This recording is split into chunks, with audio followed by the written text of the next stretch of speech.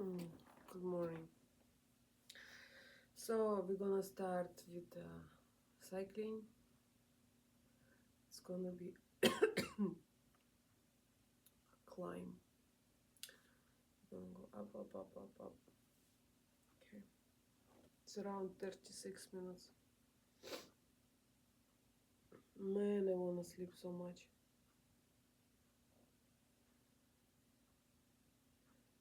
This is the day when motivation doesn't work. You just have to do it. That's when I forgot the word. I'm still sleeping. Yeah. Consistency and come to play today. Because if I was running only of motivation, I would be still in bed. I'm not motivated today, but I'm gonna regret it, and I'm gonna regret it the whole day. Yeah, you have to choose between two pains: pain of a discipline or pain of a regret. It's not my words. It's Brian Tracy who said it. Well, at least I hear from his tapes. Maybe he also take it from somebody else. I don't know. I wouldn't go that far.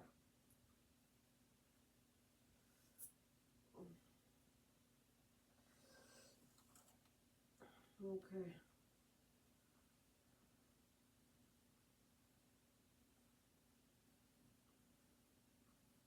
What am I doing? I'm doing cycling indoors. Cycling indoor. There we go. Ah.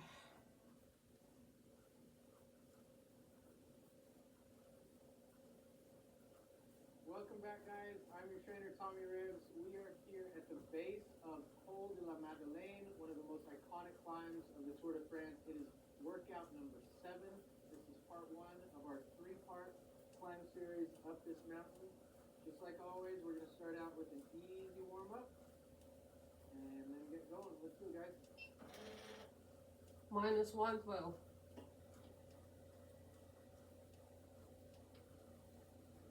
Warming up the body.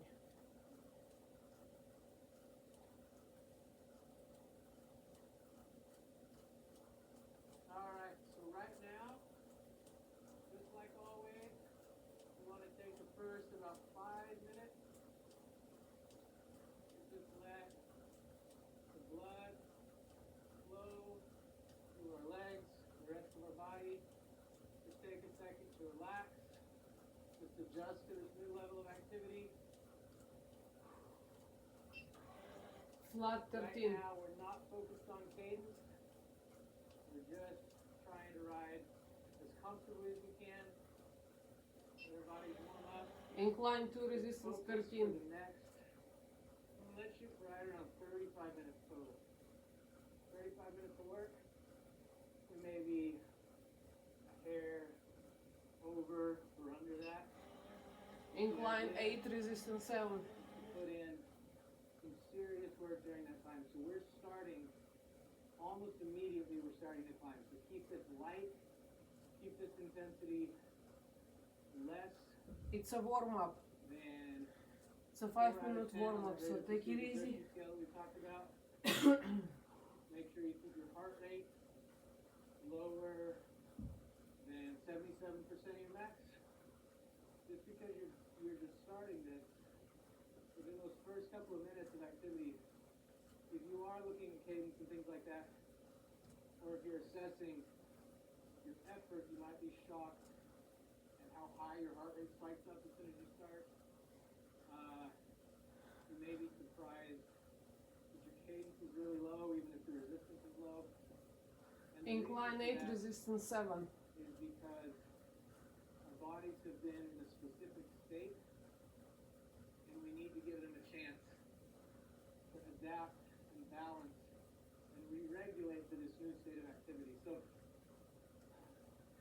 there is a state within our bodies, the word that we use in biomedical science is homeostasis. And homeostasis basically means, if you break it down into Latin, homeo means the same, and then stasis is the Latin word for state. So homeostasis literally means everything stays the same. So our bodies are constantly working through a process called dynamic equilibrium. Dynamic equilibrium is the process of keeping everything balanced. And so this is a process that largely is controlled by our endocrine system. Our endocrine system is a system that controls our hormones. So a lot of times you say the word hormones and people just immediately think about sex, or they think about just our sex hormones or androgens. But every single thing in our body is controlled by hormones. Blood regulation, that wasn't a good example. Body temperature, our appetite, when we're thirsty, our rate of perceived exertion a lot of times is controlled by hormones. All of these are these chemicals that are working to balance back and forth on these positive feedback loops and negative feedback loops. So everything working in concert to maintain this homeostasis through that process known as dynamic equilibrium. So that was long-winded, kind of tangential. The point of that is when you first start writing, if it's right out of bed, or if it's getting off of the chair that you've been working at a desk all day, your body is in one state. As you start to increase your activity level, your body will go through Incline 5, resistance 10. Dynamic equilibrium to do whatever you're doing, whatever level of activity, with as much ease and as much economy as possible. So our blood vessels start to expand. This is a process known as vasodilation. Our heart begins to pump better. Our lungs become more elastic. We're able to have that whole cardiovascular system work more effectively. And so the whole takeaway from this is that just because you might feel kind of crappy when you start out, it doesn't mean that you should base how everything is going to go throughout the rest of the workout on those first few minutes. Your body will adapt, it will adjust, even momentarily. After a couple of minutes, sometimes it takes several minutes. Some of the best races that I've ever had, whether that's involving a bike or running marathons, the first quarter of the race, sometimes the first half of the race, everything feels bad. I think, there's not possibly a chance that this could be a good result just because of how crappy I feel. And then these adjustments take place at dynamic Incline 10, resistance 5. and I end up having really great results. So don't ever base how you're feeling in the first few minutes. Don't let that determine how the rest of the workout's going to go. Just trust the process, get moving, get spinning, focus in on the work that we're going to put in. Guys, we're just about 6 minutes into this warm-up. Just perfect, no problem with that. These things don't have to be hard and fast. It doesn't have to be an absolute science. So what we're going to do right now is some short little bursts. And this will just help expedite that warm-up a little bit. So it might be a little bit uncomfortable. It's not designed to be, an all-out sprint. It's not designed to be necessarily taxing in terms of effort. It's just designed to push a little bit more blood through a little bit quicker. So we're going to go, let's just go for 10 seconds. So we're going to do that in 5, 4, 10-second push. 3, 2, 1. Up out of the saddle. Just really Incline 10, resistance 7. for about 10 seconds. Really push through those legs. Try and stay fluid. 3, 2, 1, and relax. Relax. Incline 3, resistance 12. Nice and easy. And we're going to do that again. We'll go 10 seconds again.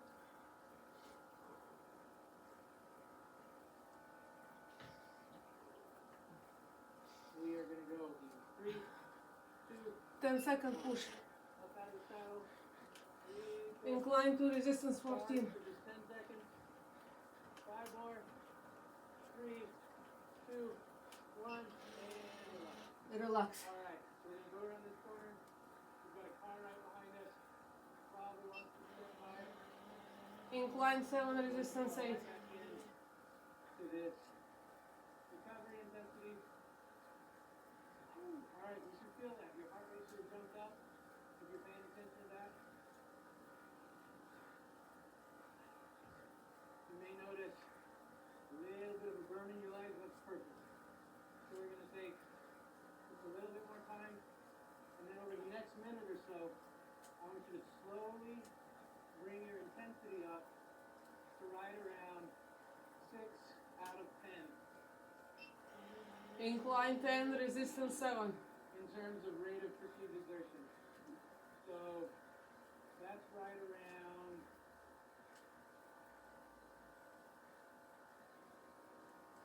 85% of your max heart rate. So again, we calculate that by taking the number 220, subtracting our age, and multiplying that by 0.85.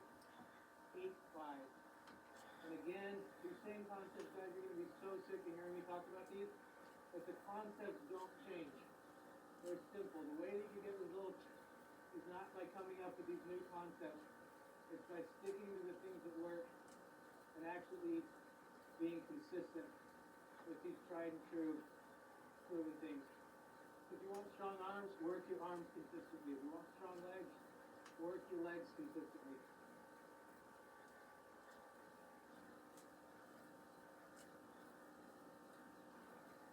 If you're looking for a shortcut or a secret or magic formula, it kind of sucks that there really isn't one. So the only way that you can do this is slowly, consistently, putting in the effort, day after day. So the other day, somebody asked me to tell them kind of the secret to success in terms of endurance athletics, the secrets of fitness. I wanted to understand how you become a good athlete, able to be successful in races, able to feel confident about your strength and your fitness. And it made me think. I tried to break it down in as simple a terms as I could, and it was a math equation. So the math equation was consistency times, and then stress Incline plus 6, and then that resistance equation 10. equals success. So stress and rest, these are terms that we use in coaching theory and exercise physiology as our recovery intervals, the rest period, and then the stretch intervals. The stretch intervals are the periods where we're putting strain, resistance, and effort through our body. It's the work that we're doing. We talked before about work. Remember, work is defined scientifically as energy directed toward an object with the intention of displacement of that object. So the energy, the work, is the effort that we're putting forth. The object is our bodies, whether big or small. Incline 10, resistance 7. Displacement is moving our booties up the road on top of these mountains. So the rest is the recovery, and both of those added together are multiplied by consistency. And if we add that consistent component day after day after day for weeks and months and years, what that does is equals success. So the key, guys, is just to put in the work.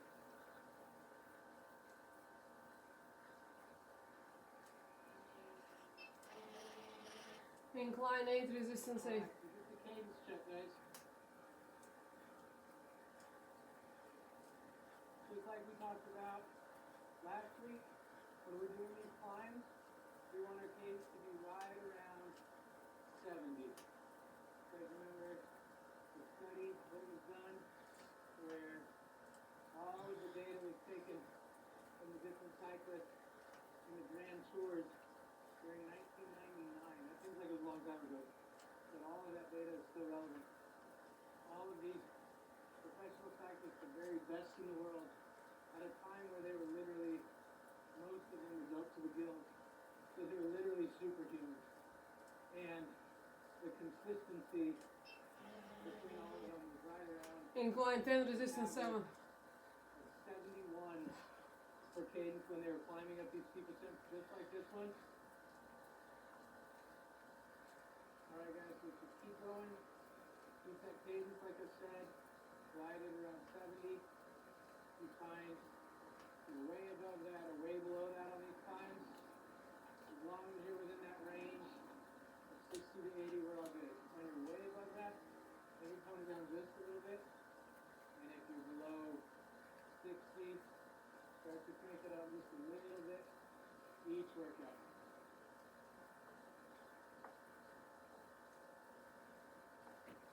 So this tour, this stage rather, is one of the most iconic climbs in the Tour de France. So it's been used 25 different times in the tour. A lot of times people don't realize that the route of the tour changes every year. That's based off of the organizers of the event, as well as influences from different areas.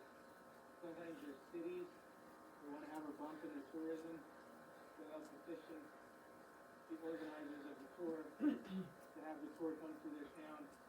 It's an honor and increases Incline 8, resistance 8. area, and then also the prestige in that area, because it becomes iconic and people start to pair that town with different events that they've seen take place in the tour. So then they can sell memorabilia, they can highlight themselves as one of the locations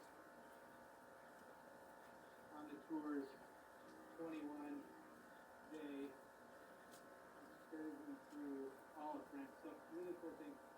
25 different times this climb has been highlighted. We're going up the north side.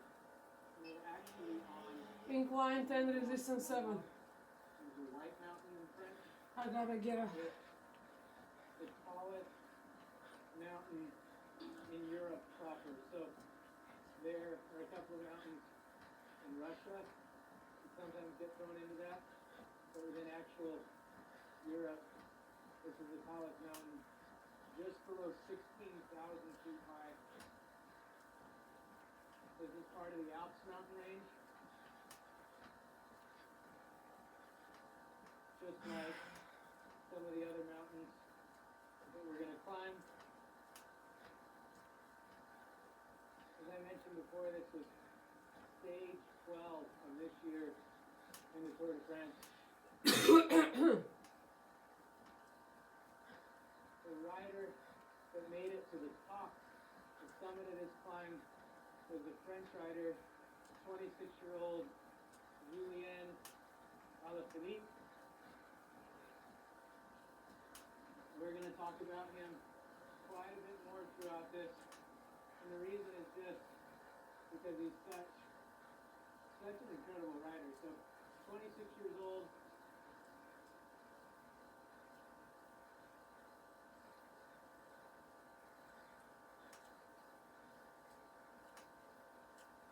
the 26-year-old Frenchman, he used to be a cyclocross rider on stage 10 of the tour. So if we were to, go back a couple of days, assuming that, this is just like at stage 12 of the tour that we're climbing 2 days ago, on stage 10, Julien Alaphilippe, he was the first to summit and win a stage on Col de la Colombier, which is another really iconic stage. A little bit of a spoiler, we're actually going to be able to climb that. So make sure you stick around throughout this entire series. Incline 10, resistance 7. Incline 7, resistance 9. To win that stage 2 days after the French won the World Cup in soccer. So that actually would fall on this day as we were going off of the same calendar as the tour. So on the same day of stage 10, Incline 10, resistance 7. the French won the World Cup in soccer, becoming world champions. And then a couple of days later, on Colombier, Alaphilippe won. And it was a pretty incredible week for the French, having a stage win by a Frenchman, and then also the World Cup victory by the French national soccer team. So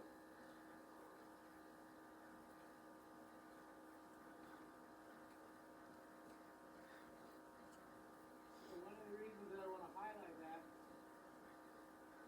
is because during stage 10, when Alaphilippe won that stage, he also made it to the top of the different summits within that climb on that stage. So there are checkpoints that they have throughout the stages where the rider that makes it through these checkpoints is awarded points in an overall scoring system to determine who the best rider is, the best climber rather.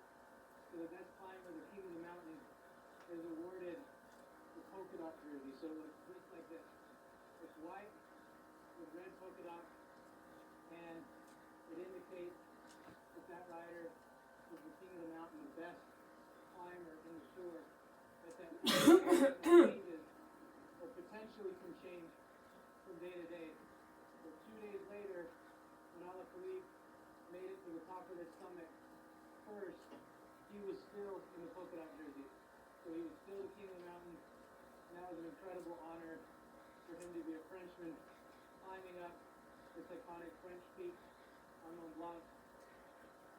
So if you ever watch, if you happen to watch Incline 10, resistance 7. French rider, you're in a picture anyway, but they're pretty small. Typically the climbers are built the same way jockeys are built. So got really efficient bodies that they're moving up these mountains. But you see this French rider, he attacks that climb, the same summit that we're going to hit at the end of this 3-part series. He comes through the checkpoint at the top here on Col de la Madeleine, and he's still in that polka dot jersey. So go ahead and check that out. See if you can find it. This jersey, the polka dot jersey, is one of the 5 jerseys that are highlighted in the Grand Tours. The Grand Tours are the Giro d'Italia, which is the ride around Italy, the Vuelta a España, which is the ride around Spain, and then the Tour de France. So the 3 most iconic European rides known as the Grand Tour. Within these races, they award these different jerseys on a day-to-day basis based on where the riders' standings are for different things. So yellow jersey Incline 6, resistance 11. for the leader of the GC, the general category. You've got the polka dot jersey for the king of the mountain or the best climber. You've got the green jersey for the best sprinter. And then you have the white jersey for the best young rider. The 5th is actually one that people don't often see. It's a white jersey. Rather, it's a white bib on the jersey, but the way the color pattern is set up on that bib is reversed. So the red and the white that are typically used for the background of that bib and then the number of that rider are reversed. And that's a distinction for the most aggressive rider, the most disruptive rider, the rider that goes out and affects the most change on that race specifically. So all of those 5 different distinctions. There are other additional ones that have to do with teams and everything, but those are the 5 most iconic. All right, guys, so cadence check. Make sure you're Incline maintaining 8, that same resistance 8. right around 70 RPMs, rotations per minute. Make sure that your effort is right around 6 out of 10, and your heart rate is right around 85% of your max.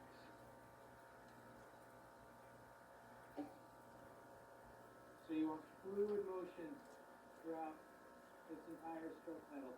So you pull up with your hip flexors and your hamstring, and then you reach the top, you push down with your quad, you scrape through with your hamstrings, you pull your heel back up towards your butt. What you're doing on one side, you're doing the equal and opposite movement on the other side. Nice and tall. I'm going to let you come up and take the lead as we continue to work up this hill. Let's just keep moving, guys. Nice and strong. Cadence check, make sure we're right around 70. Effort check, make sure we're no more than 6 out of 10. 85% of our max effort. All right, so as things continue Incline to 10, here on the climb resistance 7. up Col de la Madeleine. You can hop up out of your saddle as you need. Work these different muscle groups, these different neurological patterns. Let your tendons do some of the work and their ability to use elastic recoil like a rubber band when you're standing up, as opposed to pure muscular effort when you're seated. So if you watch the pros,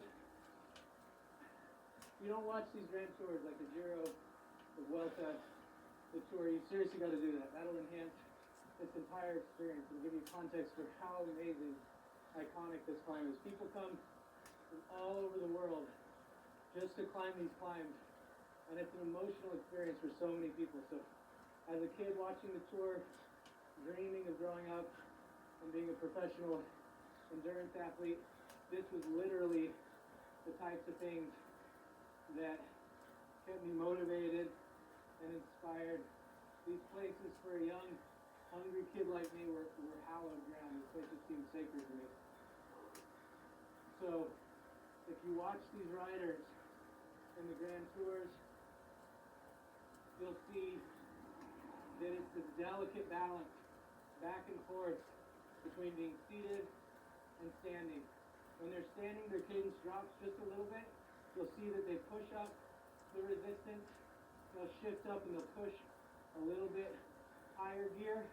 And then as soon as they drop down, you'll notice they shift down and their cadence becomes more of a spin. So we're looking for the ability to transition in and out of those things. And what that does is it creates a well-rounded cyclist. It gives us the ability to use all the different systems, all the different tools in our toolbox to have the best experience.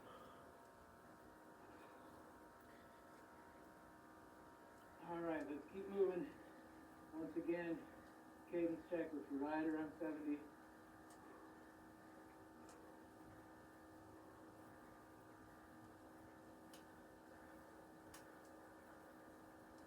Okay, so what we're going to do in just another couple of minutes, remember last week, week 1, we did those 2 1-minute high intensity intervals at the end of our ride. We broke that up with a 1-minute recovery between the two. Remember we talked about that as being a VO2 max type workout. VO2 max meaning high intensity, 9 to 10 out of 10 on our rate of perceived exertion. The only reason we throw that 9 in there is because sometimes it's difficult to actually achieve an all-out intensity. It's so different for most of what we experience in this relatively sedentary, relaxed lifestyle that we live. It's hard to push up there to our upper limit. So Incline 10, resistance 7. 10 out of 10. We're pushing as hard as we can up above 95% of our max heart rate. We're going to do that for a minute. We did that for a minute, took a minute rest, did it for another minute. Today, we're going to increase that. And what we're going to do is do the same amount of work, so only 2 minutes at that high intensity pace, but we're going to do it without that recovery in between. So this is something, you'll notice we're going to continue to build upon this a week at a time. We don't have to do it day to day.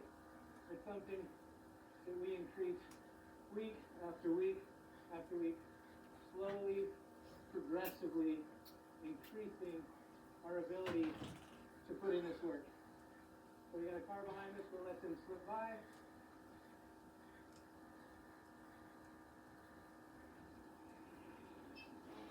Incline 7, And then resistance we're 9. gonna go for 2 minutes, all out. Now when I say all out, 2 it minutes. isn't like we're gonna sprint straight from the line. Full We're doing effort. this, obviously.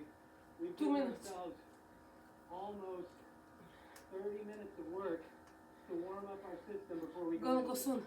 This allows everything to be flowing as well as it can before we push into these 2 minutes of work. Take a minute to focus, centralize, really realize that this is likely going to be the most effort you exert at anything throughout the entire day. I don't mean to limit you, but for me this is probably going to be it. So we're going to go in 15 more seconds, and then we're really going to hit this thing. 2 minutes, all out.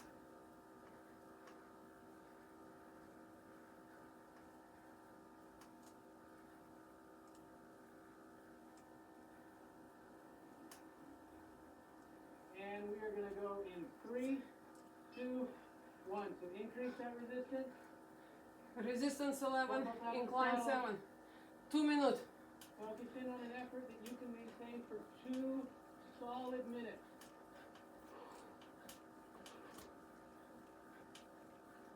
It's an awkward time because it goes by faster than you think it will. But 2 minutes is a long time when you're pushing at all out intensity. So find that cadence. Right now, because of the slope, we should be right around 85, kind of in that zone between flat and steep climb. Really pushing, guys.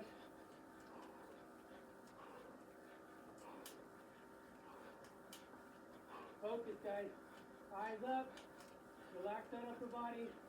Drive through those legs. Push, push, push. Imagine, just like a locomotive. Focus on that total pedal stroke. If you can give more, go for it. We've got about 50 seconds left. Up out of the saddle. Really pump.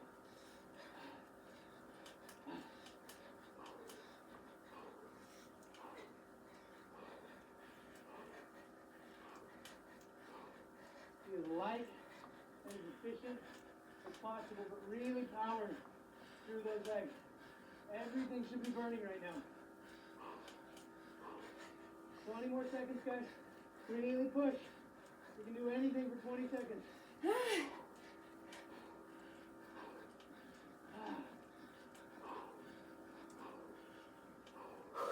10 more seconds, guys. It shouldn't be pretty. And all out.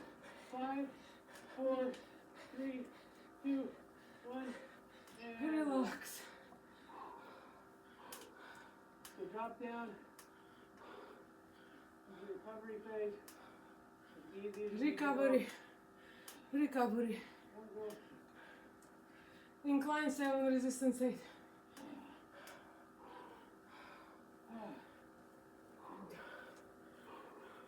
take a chance to grab a We drink. have 4 minutes left in this workout.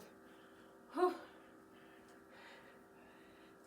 Make sure you're hydrating throughout all of this. So all of the resources that we lose as we're riding are resources that we then need to replenish. When I say resources, again, those are the essentials of our cells.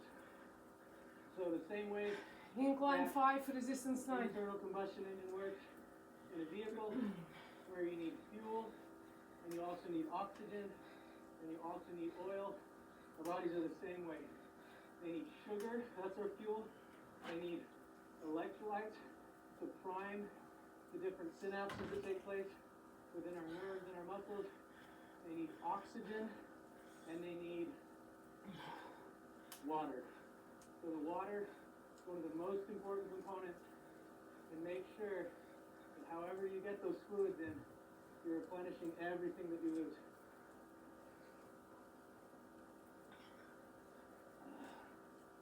Whew. Hey, good work, guys. All right, guys, we're gonna Incline 8, keep going resistance 5. nice and easy. Again, this is full recovery after we've given ourselves a couple of minutes to recover from the high intensity interval.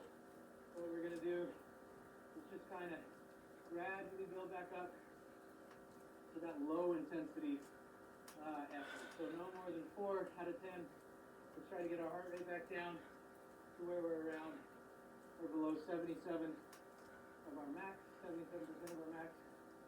Nice and easy. We'll keep moving up and check out this view as we come up around the corner. Nice solid work today. This is our first part 1 climb of this iconic route from the Tour de France. Col de la Madeleine. We'll be back 2 more times to summit and take in what I promise, guys, is some of the most incredible, most breathtaking views that you'll find anywhere. Incline 4, resistance 10. All right, guys, keep that cadence right around 70 like we talked about. Just gonna come up, crest this little hill, a little bit of a drop before we finish things out. So congratulations on finishing up to this point. Remember, this is part 1 of 3 on this climb. I promise these views are gonna get incredible as we get up into these high peaks. So stick with us. All right, we're Minus gonna keep our 3:13. cadence just the same. So as we roll into this little downhill.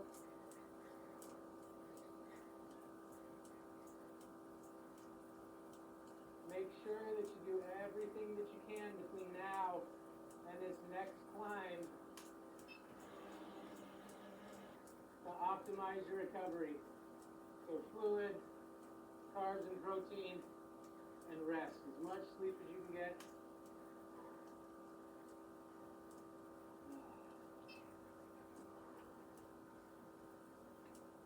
All right. And that's all, guys. Congrats on finishing out part 1 of this 3-part climb. I'm Tommy Ribs. I'll see you next time.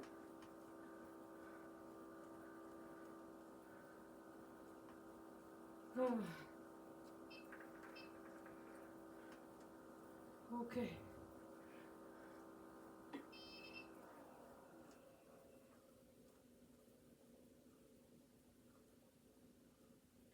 All right. 36 minutes, 6.44 miles. 6:44.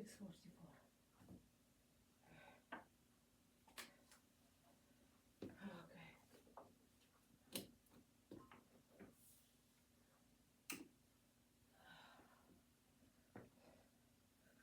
Alrighty then.